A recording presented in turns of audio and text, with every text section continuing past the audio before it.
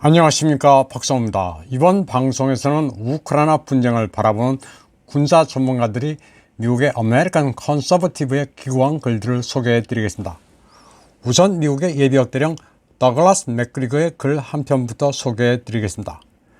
맥그리거 대령은 바이든의 반러시아 연합은 나폴레옹의 실수를 반복할 위험이 있다고 말했습니다. 그는 나폴레옹이 1812년 러시아와 전쟁을 시작하면서 적을 과소평가했고 동맹국에 대해 근본적으로 잘못된 견해를 가졌다고 말했습니다.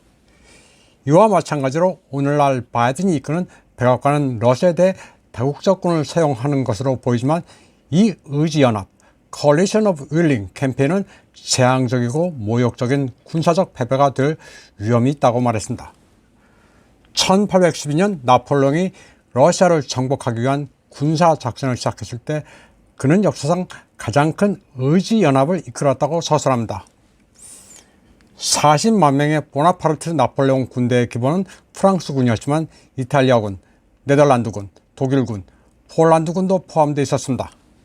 하지만 그들은 실제로 그다지 전쟁에 열정이 없었고 프랑스를 제외하면 폴란드만이 모스크바로 진군하기를 열망했다고 합니다. 바로 이 점이 지금 미국을 위시한 나토 동맹과 비슷합니다. 실제로 나토 회원국들은 말로는 러시아와 곧 싸우기라도 할 듯 으르렁거리지만 호전적인 폴란드 그리고 먼 거리에서 미국에 추종하는 영국을 제외하면 그다지 싸울 마음이 없어 보입니다. 나폴레옹의 프랑스 연합군이 모스크바에 도착했을 때는 혹독한 추위, 참혹한 전투, 피로, 질병, 열악한 보급 지원으로 침략군의 절반이 준 상태였습니다. 그리고 얼마 지나지 않아 프로이센과 북독일 동맹군은 러시아에 투항했고 폴란드군을 제외한 나머지는 퇴각하거나 사망했습니다. 맥그리거 대령은 바이든의 백악관이 다국적군을 동원하기 시작한 것으로 보인다면서 미군이 지휘하고 폴란드군과 루마니아 군으로 구성되는 의지의 연합을 구성하려 한다고 말했습니다. 그러나 워싱턴은 미국이 이끄는 의지의 연합이 전략적 목표조차 모호하다고 시작했습니다. 우크라이나에서 러시아군을 몰아내는 것도 아니고 우크라이나 방어를 강화해 후속 협상으로 전환해 휴전을 하겠다는 것도 아니라고 그는 말했습니다. 유럽도 탐탁지 않아 하는데 나토를 러시아와의 전쟁으로 끌어들이는 게 목적인지 도통 알 수 없다는 게 맥그리거 대령의 견해입니다. 그는 미 공군과 지상군이 폴란드와 루마니아 국경을 넘는 순간부터 우크라이나 서부의 전투에 참여할 경우 그 다음에는 어떻게 할 것이냐고 맥그리거 대령은 반문했습니다. 그렇게 되면 러시아 최고사령부는 의심할 여지 없이 미군이 연합군의 무게중심이라 이를 무력화하는 데 모든 군사력을 집중할 것이라고 말했습니다. 맥그리거 대령은 또 워싱턴이 의지연합을 구성하는 이유는 무엇인지 물었습니다. 동맹국들에게 부담을 지워 약화시키려 하는 것인지도 모르겠다면서 재래식 전략만 봐도 미국이 러시아를 이길 수 없다고 진단했습니다. 결국 미국이 주도하는 연합군이 러시아를 압도할 수도 없고 모스크바가 행동을 바꾸게 할 만큼 충분한 타격력도 가질 수 없다고 말했습니다. 맥그리거 대령은 러시아와의 무력 충돌에서 우크라이나 패배는 나토의 패배라고 말한 옌스 스톨텐베르크의 발언을 인용하면서 만약 미군을 투입했다가 사상자 규모가 클 경우 그것은 미국의 패배를 알리는 신호가 된다고 말했습니다. 그는 또 정치 지도자는 전략적 선택에 있어서 미국의 강점과 약점을 잘 아는 진지한 전략가여야 한다고 말했습니다. 그리고 갈등 확대로 인한 비용과 미국, 유럽인들이 치러야 할 대가를 과소평가하면 안 된다고 했습니다. 맥그리거 대령은 미국 대통령과 상상들은 이라크, 아프가니스탄에서의 20년 동안 군사작전 실패가 미국 사회에 얼마나 비참하고 굴욕적인 것인지를 이해해야 한다고 말했습니다. 미군의 사기는 그 어느 때보다도 낮으며 지상군을 모집하는 것은 과거보다 훨씬 어렵다고 진단했습니다.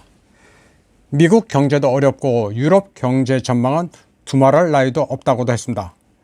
그는 바이든 행정부가 적을 과소평가하고 동맹의 속성을 이해하지 못한 나폴레옹의 실수를 반복해서는 안 된다고 결론 지었습니다.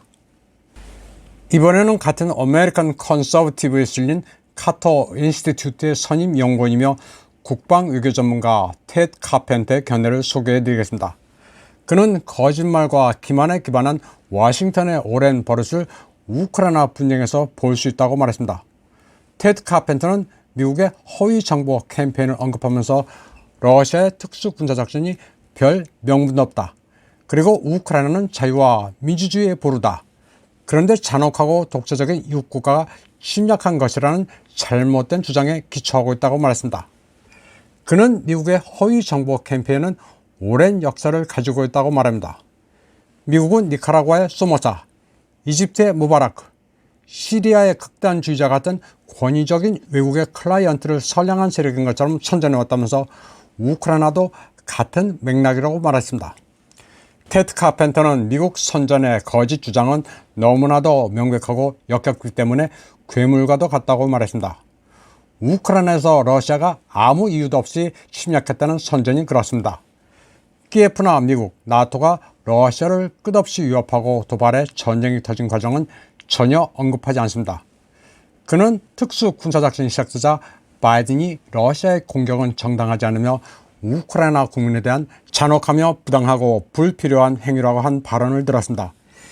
25년이란 오랜 기간 동안 여러 전문가들이 나토의 동진이 가져올 결과를 경고해왔는데도 깡그리 무시당했다고 테드 카펜터는 지적했습니다. 미국의 뻔뻔한 거짓말 중 대표적인 것으로 테드 카펜터는 우크라이나가 자유민주주의 국가이기 때문에 그 존재가 푸틴 대통령을 소름 끼치게 한다는 선전을 들었습니다.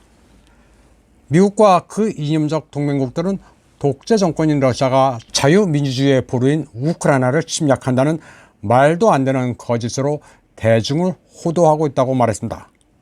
그는 우크라이나가 자유민주주의 국가가 아니라는 사실은 증명이 되고도 남는다고 말했습니다.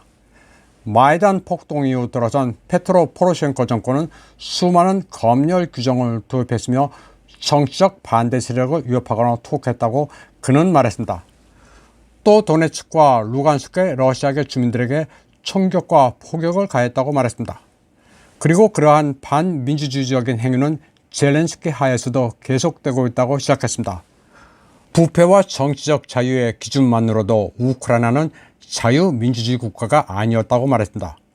그러면서 2022년 초 발간된 국제투명성 기구의 부패 연례 보고서는 키예프 옹호자들에게 영향을 미쳤어야 한다고 그는 말했습니다.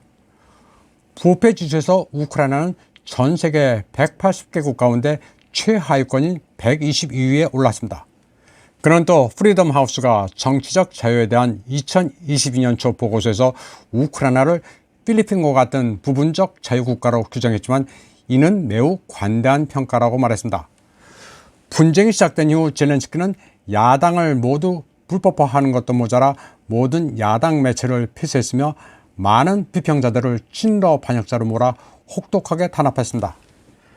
젤렌스키는 또 미국 납세자들의 자금을 부분적으로 지원받는 우크라이나 국영 허위정보 대응센터가 외국인들까지 블랙리스트에 올렸습니다. 여기에는 시카고 대학의 존 미어샤이머 교수, 폭스뉴스의 터커 칼슨, 털시 게버트 전 하원의원, 카터 인스티튜트의 수석연구원 덕 밴더를 포함한 미국의 저명 인사들이 올랐습니다. 테드 카펜터 연구원은 워싱턴의 뻔뻔한 선전은 전쟁광 매체의 도움으로 앞으로도 계속될 것으로 보인다면서 미국인들은 더 이상 속지 말고 깨어나야 한다고 촉구했습니다. 이번 방송은 여기까지 하겠습니다. 시청해주신 여러분 감사합니다.